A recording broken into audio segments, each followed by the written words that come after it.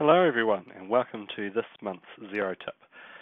Today's one is slightly different. I'm going to be showing you some tools that are in the mobile app. So we're going to be going through the demo company on the mobile app and to show you some of the updates that Xero have done and some of the things that you may not be aware of that you can do from within the mobile app.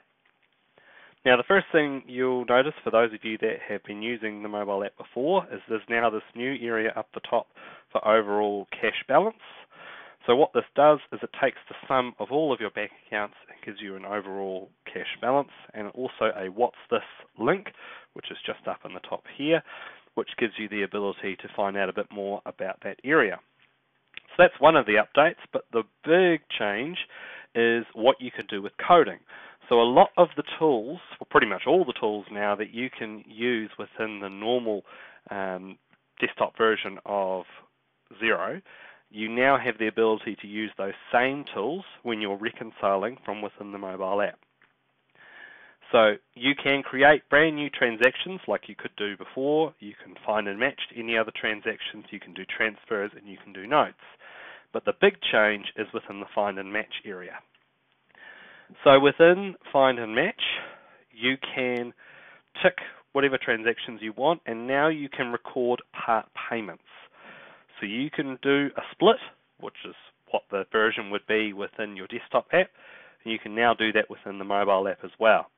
The other thing you can do is you can make an adjustment. So if there's a bank fee that's come off it, or say there's just a rounding difference, you now have the ability to record those from within the mobile app as well.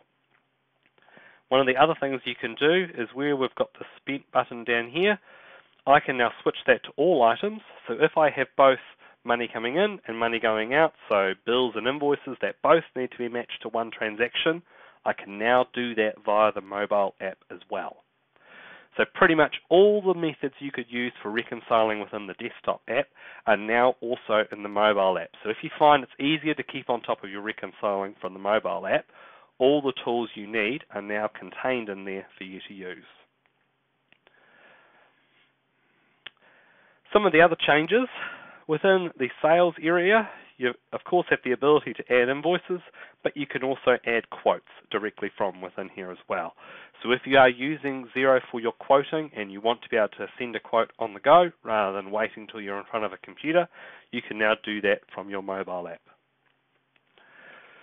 Within the contacts, the other things that you can see in here is, I'm just going back to here, go to a customer, is depending on how many invoices they've had, if they've had a few invoices with you and there's been some payments recorded, there's some extra detail that will show just beside this unpaid invoice that will tell you how many average days it takes for that contact to pay you, which can be useful information before you head out to a job. So if they're a bad payer, then perhaps you might want to discuss the terms before doing any more work for them.